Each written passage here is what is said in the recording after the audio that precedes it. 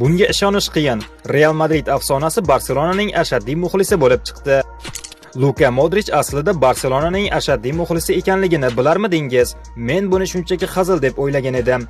Lekin uning Xorvatiya terma jamoasidagi jamoadoshi Ivan Rakitić Modricning aslida Barselonada o'ynashini orzu qilganini aytdi. Rakitić ko'pincha Modric bilan hazillashib, uni o'zidan ham yaxshiroq Barselona muxlisi deb atagan. Ko'pchilik yoshligida qaysidir jamoaga qiziqadi. Masalan, men mayli. Modric esa yoshligida Barselonani juda ham yaxshi ko'rgan.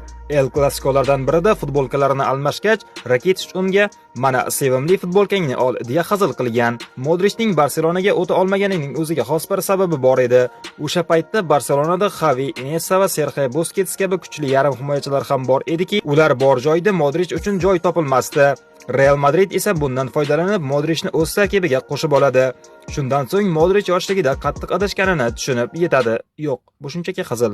Keyin nimalar bo'lib ketganini o'zingiz yaxshi bilasiz.